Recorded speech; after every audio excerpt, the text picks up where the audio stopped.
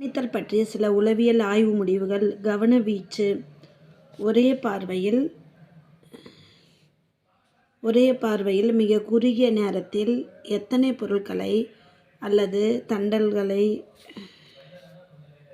தூண்டல்களை ஒருவன் உணர்ந்து அறிகிறான் என்பது கவனவீச்சு என்று வரையறுக்கப்படுகிறது. ஒரே பார்வையில் எத்தனை பொருட்கள் அல்லது தூண்டல் ஒருவன் உணர்ந்து அறிகிறான் என்பது கவனவீச்சு.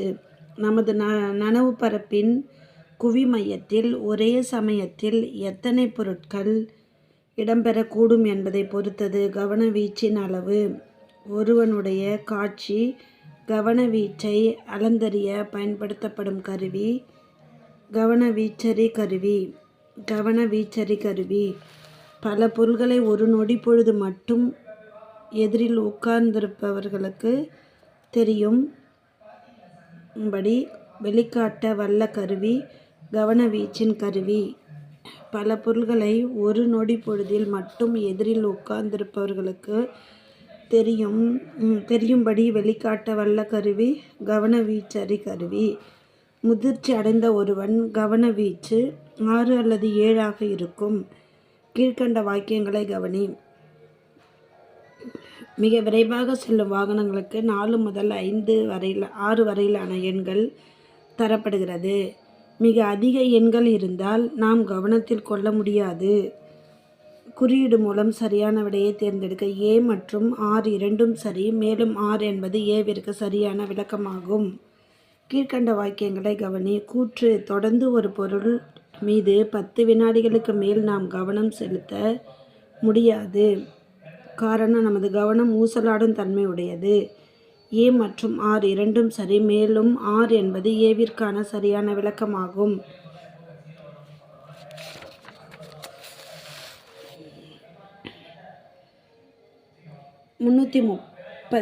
மாணவர்களின் கவனத்தை தொடர்ந்து கவர ஆசிரியர் விரும்பினால் அவர் கையாள வேண்டியது புது கோணங்களில் இருந்து கருத்துக்களை விளக்கிச் சொல்வது.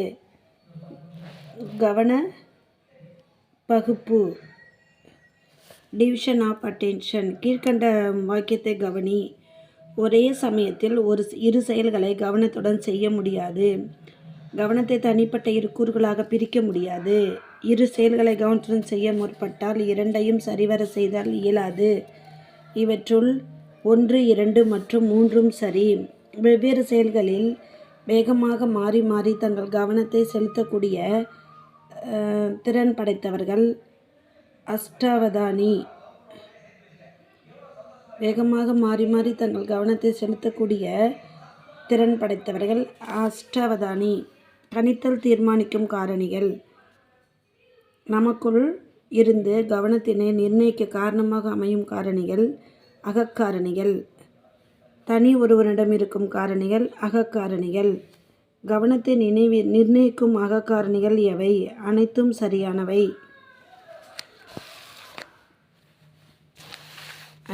சரியானவை. ஆர்வம் மற்றும் தேவை, மனநிலை மற்றும் உடல்நிலை, ஆயத்த நிலை அனைத்தும் சரியானவை. நம் கவனத்தை கவரும் பொருள்களின் தன்மைகளை எவ்வாறு அழைக்கிறோம்? பொருள்கள் காரணிகள். நம் கவனத்தை கவரும் பொருள்களின் தன்மைகளை எவ்வாறு அழைக்கிறோம்? பொருள்கள் காரணிகள். புறக்காரணிகள் என்று அழைக்கப்படுவது பொருள்களின் காரணிகள். கவனத்தை நிர்ணயிக்கும் புறக்காரணிகள் எவை? அனைத்தும் சரியானவை. அடர்த்தி, செறிவு, அளவு, மாற்றம், புதுமை, வேறுபாடு மற்றும் அசைவு, திரும்ப திரும்ப தோன்றுதல் கவனத்தை நிர்ணயிக்கும் புறக்காரணிகள். கரும்பலகையில் வெள்ளை சுண்ண கட்டியால் எழுதுவதற்கு காரணம் வேறுபாடுகள் மூலம் கவனத்தை ஈர்க்க. கீழ்கண்ட வாக்கியத்தை கவனி. வெளி உலகில் அடுத்து வரும் தூண்டல்களில் திடீரென எழும் மாற்றம் நம் கவனத்தை ஈர்க்கிறது. கவனத்தை நிர்ணயிக்கும் புறக்காரணிகள். வேறுபாடு முக்கிய இடம் வகிக்கிறது. நிலையான ஒரு பொருளை புதுமையாக தோன்றச் செய்தல் அது எல்லோருடைய கவனத்தையும் கவரும். நிலையான நிற்கும் தூண்டுகளை விட அசைந்து கொண்டு இருக்கும் தூண்டல் எளிதில் கவனத்தை ஈர்க்கும். 1, 2 மற்றும் 3, 4 சரி. வளர்ச்சியுற்று முதிர்வு பெற்றோர்களின் கவனத்தை ஈர்ப்பதில் முதன்மையான இடம் விருப்பார்வம். கவன வகைகள். கீழ்கண்டவற்றில் எது கவனத்தின் வகை? ஏ மற்றும் பி சரி.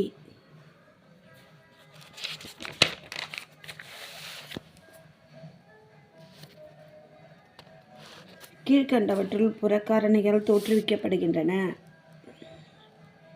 இச்சைக்கு உட்படாத அல்லது முயற்சியற்ற கவனம். இச்சைக்கு உட்படாத அல்லது முயற்சியற்ற கவனம். கீழ்கண்டவற்றில் புறக்காரணிகளால் தோற்றுவிக்கப்படுபவை.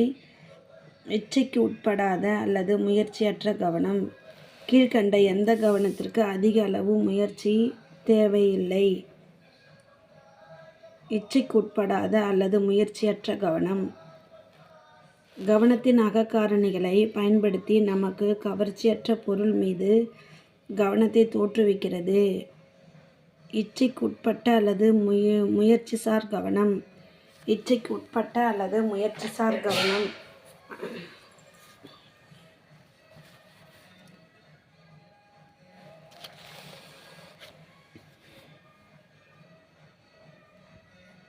ஒரு புத்தகத்தை படிக்க தொடங்க நாம் முயற்சி செய்து வேண்டியிருக்கலாம். ஆனால் படிக்க தொடங்கிய பின் மேலும் முயற்சியின்றியே ஆர்வத்துடன் படிக்க தூண்டும் முயற்சிசார் கவனத்தின் பெயர் தொகுமுயற்சி சார் கவனம். தொகுமுயற்சிசார் கவனம். கீழ்கண்ட எந்த முயற்சிசார் கவனத்தில் கவனம் எழுதுவதற்கு மட்டுமின்றி தொடர்ந்து கடைசி வரை அது நிலைத்திருக்கும் முயற்சி தேவைப்படும்? வெளிப்படை முயற்சி கவனம். விருப்பமின்றி இயற்றப்படும் செயல்கள் பெரும்பாலும் கீழ்கண்ட வந்த கவனத்தை அடிப்படையாக கொண்டிருக்கும். பழக்க கவனம். ஓரளவு முயற்சியற்ற கவனத்துடன் இணைந்தது பழக்க கவனம். முயற்சியற்ற இயல்பான கவனம் பழக்கத்தின் விளைவாக ஒரு பொருளிடையே செயலிலோ நிலைத்து நிற்றல் என்பது பழக்க கவனம். கவனமின்மையும் கவனக்குலைவும். எந்த ஒரு குறிப்பிட்ட தூண்டலையும் கவனிக்காத நிலையினை குறிப்பது கவனமின்மை. எந்த ஒரு குறிப்பிட்ட தூண்டலையும் கவனிக்காத நிலையினை குறிப்பது கவனமின்மை. கவனமின்மைக்கு காரணம் அமைந்தது ஏ மற்றும் பி சரி. ஏ ஆர்வமின்மை, பி மனநிலை சரியின்மை. தாம் மேற்கொண்டுள்ள காரியத்தில் இருந்து தூண்டலிலிருந்து நமது கவனம் விலகி நமக்கு தேவையற்ற பயன்படாத தூண்டலின்பால் செல்கின்ற வினை கவனக்குலைவு அல்லது கவனச்சிதைவு. நாம் கவனம் செலுத்தும் பொருளினின்றும் நம் கவனத்தை வேறு பக்கம் இழுத்து இடையூறு செல்பவை கவனக்குலைப்பான்கள். கவனச்சிதைவை போக்கும் சரியான வழி எது? கவனத்தை வேறு பக்கம் திருப்ப பொருளை அப்புறப்படுத்தலாம். முயற்சியை பெருக்குவதன் மூலம் கவனச்சிதைவை போக்க முடியும். கூர்ந்து கவனித்தல் பயிற்சி கவனச்சிதைவை தடுக்கும். அனைத்தும் சரியானவை.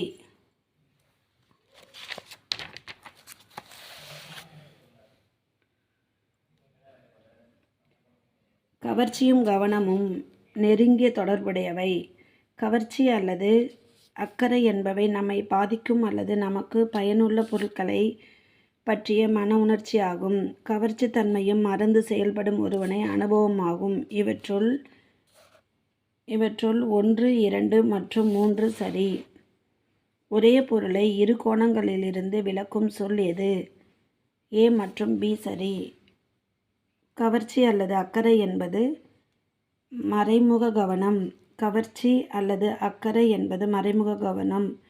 ஒரு பொருளை இரு கோணங்களிலிருந்து விளக்கும் சொல் கவர்ச்சி கவனம். கவர்ச்சி செயற்படும்போது கவனம் தோன்றுகிறது என்றவர் மக்டூகல். கவர்ச்சி செயற்படும்போது கவனம் தோன்றுகிறது என்றவர் மக்டூகல். கீழ்கண்ட இணைகளில் சரியான இணையை தேர்வு செய்க. விளையாட்டு முறை கல்வி தொடக்கநிலை கல்வியில், செயல்வழி கல்வி உயர்நிலைப் பள்ளி அளவில், கல்வி தொடர்பான இணை செயல்கள் முக்கியத்துவம் மேல்நிலைப்பள்ளி. அனைத்தும் சரியானவை. புலன்காட்சியும் சாயலும். அறிவின் வாயில்கள் எனப்படுபவை மனிதனின் அறிவின் வாயில்கள் எனப்படும் புலன் உறுப்புக்கள். மனிதனின் புலன் உறுப்புக்கள். கீழ்கண்ட வாக்கியங்களை கவனி. கூற்று: மனிதன் புலன் உறுப்புக்கள் அறிவியின் வாயில்கள் எனப்படுகின்றன. காரணம்: மனிதன் வெளி உலகின் பற்றிய அறிவினை, செய்தியினை தனது புலன் உறுப்புகள் வாயிலாக பெறுகின்றான். குறியீடு மூலம் சரியான விடையை தேர்வு செய்க. ஏ மற்றும் ஆர் இரண்டும் சரி, மேலும் ஆர் என்பது ஏவிற்கான சரியான விளக்கமாகும்.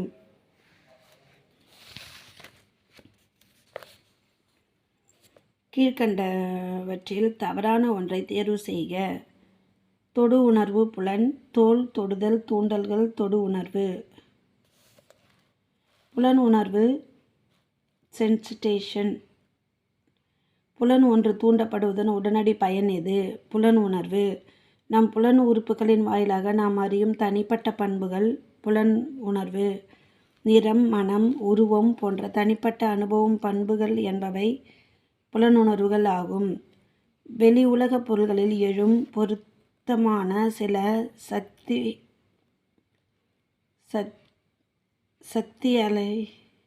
சக்தி அலைகளால் ஒரு புலன் தாக்கப்படுவதால் எழுவது புலனுணர்வுகள் ஆகும். புலன் காட்சி. புலன் உறுப்புகளின் வாயிலாக பெற்ற புலன் உணர்விற்கு நாம் ஏற்கனவே பெற்றிருக்கும் அனுபவங்களின் அடிப்படையில் பொருளின் தன்மையை அறிவது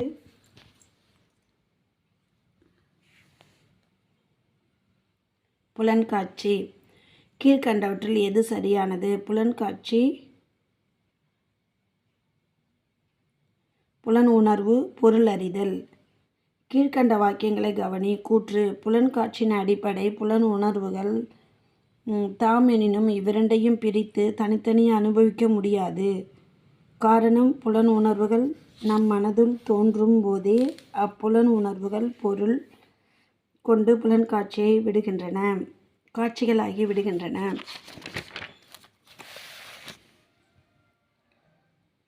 குறியீடு மூலம் சரியான விடையை தேர்வு செய்க. ஏ மற்றும் ஆர் இரண்டும் சரி, மேலும் ஆர் என்பது ஏவிற்கு சரியான விளக்கமாகும். புலன்காட்சியில் எத்தனை கூறுகள் உள்ளன என்று முர்பி குறிப்பிடுகிறார்? 4. முர்பி குறிப்பிட்டுள்ள புலன்காட்சி கூறு எது? புலன் உறுப்புகளால் பெறப்பட்ட புலன் உணர்வு. புலன் உணர்வுகளானது மாறுபட்ட தன்மைகள் மற்றும் நமது முந்தைய அனுபவங்கள். புலன் உணர்வை பெறும்போது நம்மிடம் காணப்படும் மனநிலை. அனைத்தும் சரியானவை. புறக்காரணிகளால் புலன்காட்சிகளின் தன்மை, பொருளுணர்வு பெருமளவு நிர்ணயிக்கப்படுகிறது. யாருடைய கொள்கை? Objective theory, ஏமிஸ். புறக்காரணிகளால் புலன்காட்சியின் தன்மை பெருமளவு நிர்ணயிக்கப்படுகிறது. யாருடைய கொள்கை? ஏமிஸ். ஒருவனது உள் எழும் உடல் மற்றும் மனநிலை பெருமளவு புலன்காட்சியின் தன்மையை பாதிக்கிறது என்பது யாருடைய கொள்கை? அனைத்தும் சரி. ஹெப், முர்பி, ப்ரூனர். புலன்காட்சியின் தன்மை புலன்களை தூண்டும் பொருட்களின் இயல்புகளின் இடைவினால் தீர்மானிக்கப்படுகிறது என்பது யாருடைய கொள்கை? பியாஜே மற்றும் பெர்னர். கீழ்கண்டவற்றுள் தவறான ஒன்றை தேர்வு செய்க. புலன்காட்சி கவனத்துடன் இணைந்தது அல்ல. புலன்காட்சி பண்பு எது? பொருளறியப்பட்ட புலன் உணர்வு. புலன்காட்சி ஏற்படுதல் தேர்ந்தெடுத்தல் நடைபெறுகிறது. புலன்காட்சி ஏற்படுதல் பகுத்தல் தொகுத்தல். அனைத்தும் சரியானவை. புலன்காட்சி அமைப்பை முறைப்படுத்துதல் விதிகளில் முக்கியமானவை: முழுமை காட்சி விதி, லா ஆஃப் முழுமை காட்சி விதி மற்றும் அண்மை விதி, ஒப்புடைமை விதி மற்றும் மூட்டை விதி, தொடர்ச்சி விதி.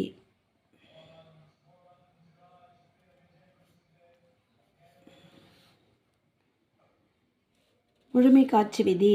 கீழ்கண்டவற்றை கவனி. கெஸ்டால்ட் கொள்கையின்படி புலன்காட்சி முழுமையும் ஒருமைப்பாடும் பெற்று விளங்குகிறது. புலன்காட்சியில் முறைப்படுத்துதல் நிகழ்கிறது. புலன்காட்சியில் முழுமை காட்சியாக உரைப்பட்டு பொருள் அறியப்படுகிறது. இவற்றுள் எவை சரி என்பதை தேர்வு செய்க.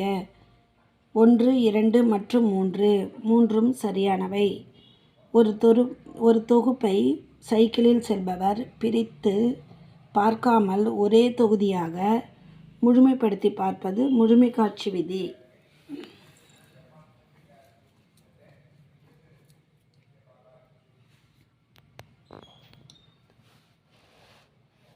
கீழ்கண்ட படத்தை பார்த்து அந்த படம் எந்த புலன்காட்சி விதியை முறைப்படுத்தியுள்ளது? முழுமை காட்சி விதி. கீழ்கண்ட எந்த விதியின்படி புலன்காட்சியானது பொருட்களிடையே உள்ள நெருக்கம் அல்லது அண்மையினை ஒட்டி அமைகிறது? அண்மை விதி.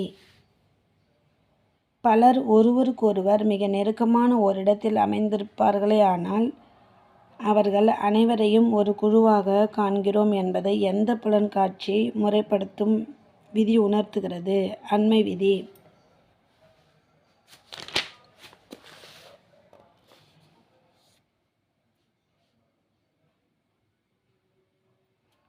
கீழ்கண்ட 12 செங்குத்து கோடுகள் நமது கண் 3 கோடுகளாக கொண்ட 4 தொகுதிகளாக காண்கிறது. இதற்கு காரணம் நமது புலன்காட்சி அண்மை விதியில் முறைப்படுத்தப்பட்டுள்ளது.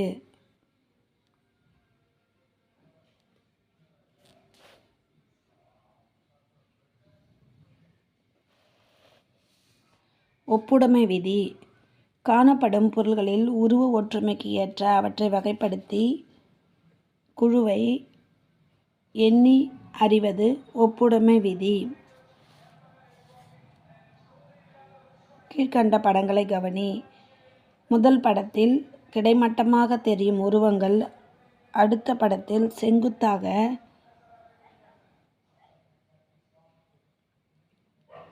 தெரிய காரணம் ஒப்புடைமை விதி. மூட்ட விதி.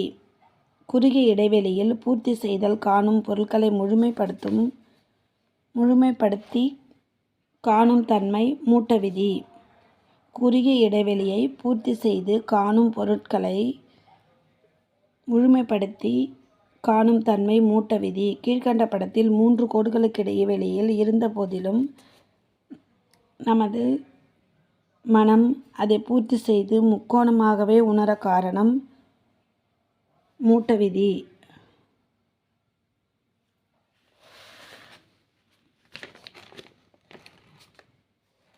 அச்சுப்பிழை திருத்தம் போது விடுபட்ட எழுத்துக்கள் நம் கவனத்தில் இருந்து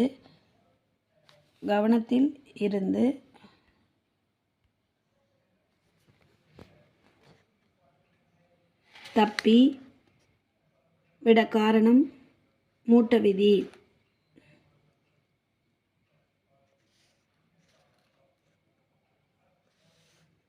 நாம் எழுதியவற்றை திருப்பி பார்க்கும்போது தவறுகள் பளிச்சென்று தெரிவதில்லை.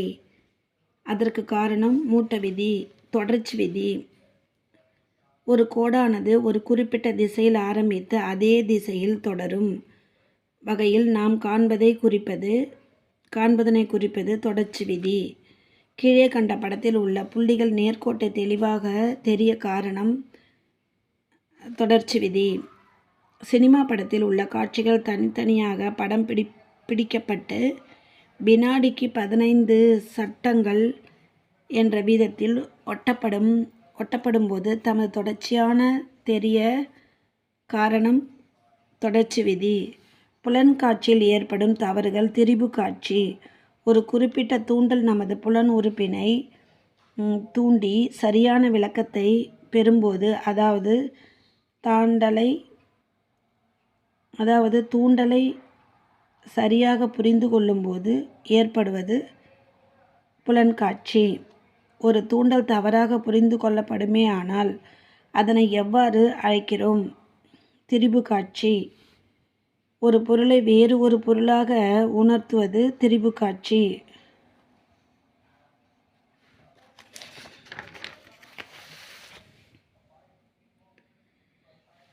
திரிபு காட்சி அல்லது தவறான புலன்காட்சி ஏற்படுத்துவதற்கு காரணம் பொருள்களின் உருவ அமைப்பு, சூழ்நிலை, மனிதனின் உடல், மனநிலை.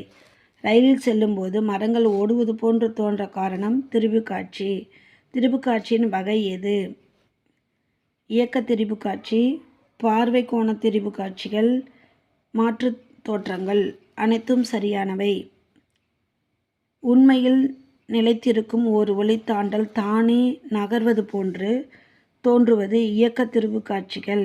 இரு கோடுகளுக்கிடையே மூலையில் தொலைவில் ஒன்று சேர்வது போன்று தோன்றுவது பார்வை கோண திரிபு காட்சிகள்.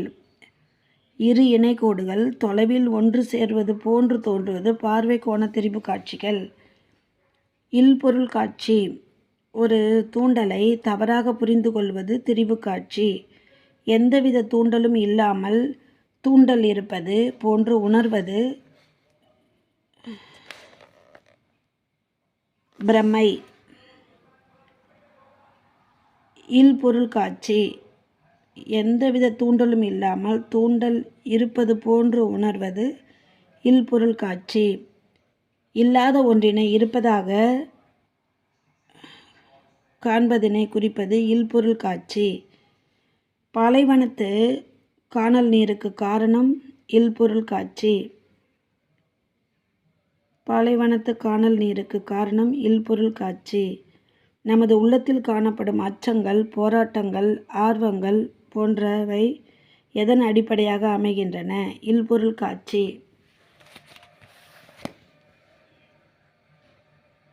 புலன் உணர்விலிருந்து புலன் காட்சியை அனுபவித்தலான இல்பொருள் காட்சி அடிக்கடி ஏற்படுவதற்கு காரணம் போதைப் பொருளால் ஏற்படும் மயக்க நிலை, தீவிர மனக்கோளாறுக்கு உட்பட்ட நிலைமை. ஏ மற்றும் பி சரி.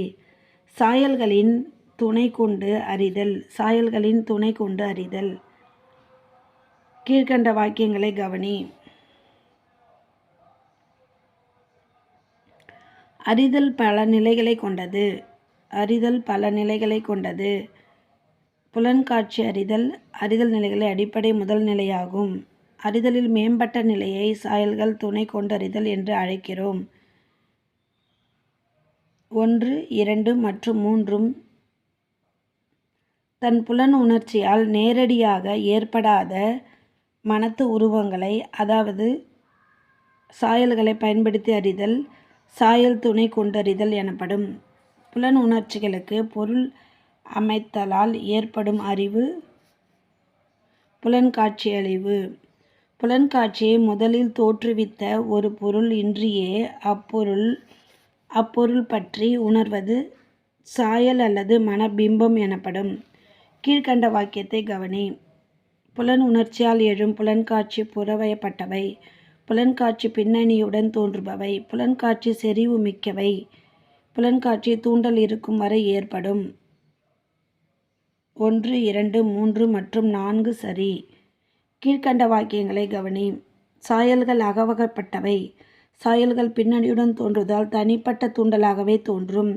சாயல்கள் செறிவு குறைந்தவை. புலன்காட்சி தோன்றி மறைந்த பின் மனத்தில் இருத்தி வைக்கப்படுவது புலன்காட்சி சாயலே.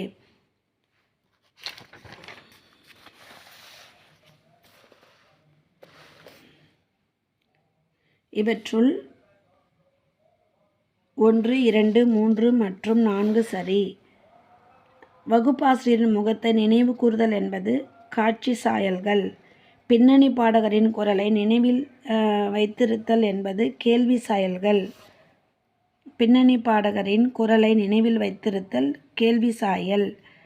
நேற்று விருந்தில் உண்ட உணவின் சுவையை இன்று நினைத்து அனுபவிப்பது சுவை சாயல்.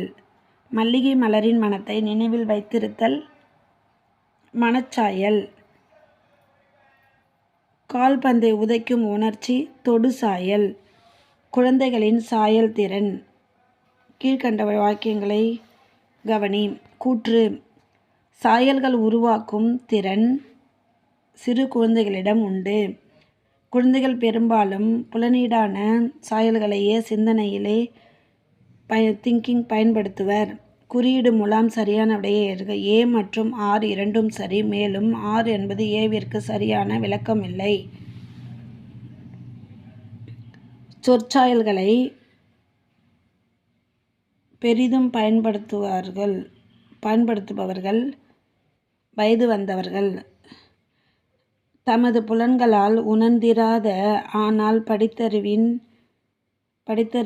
மூலம் பெற்ற சாயல்களை சிந்தனையில் பயன்படுத்துவர் வயது வந்தவர்கள்.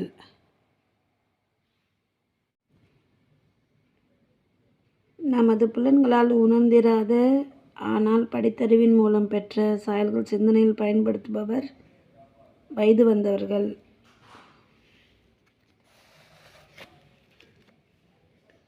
அதிக விவரங்களை தர வல்லது சொற்சாயல்கள்.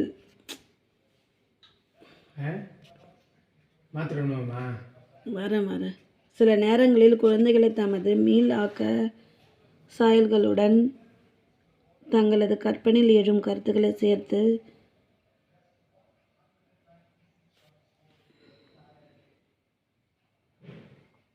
குழப்பி விடுவதற்கு காரணம் குழந்தைகள் சொல்லும் சில வகை பொய்களால்.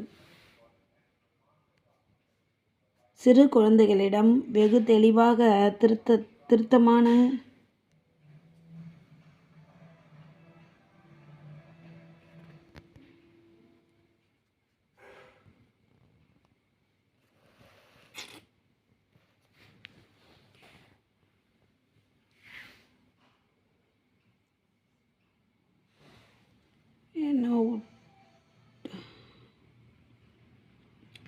சில நேரங்களில் குழந்தைகள் நமது மீன் ஆக்கத்திறனுடன் உங்களது கற்பனையில் எழும் கருத்துக்களை சேர்த்து குழப்பி விடுவதற்கு காரணம் குழந்தைகள் சொல்லும் சில வகை பொய்களால். சிறு குழந்தைகளிடம் வெகு தெளிவான திருத்தமான துல்லிய விவரங்களுடன் கூடிய சாயல்களை தோற்றுவிக்கும் திறன் காணப்படுவது மீத்தெளி சாயல்கள். புலன்காட்சி போன்றே தோன்றக்கூடிய சாயல்கள் மீத்தெளி சாயல்கள். மீத்தெளி சாயல்களை தோற்றுவிக்கும் திறன் கீழ்கண்ட எந்த வயதுக்கு பின் குறைந்துவிடும்? 12 வயதுக்கு பின். மீத்தெளி சாயல்கள் தோற்றுவிக்கும் திறன் கீழ்கண்ட எந்த வயதுக்கு பின் குறைந்துவிடும்? 12 வயது.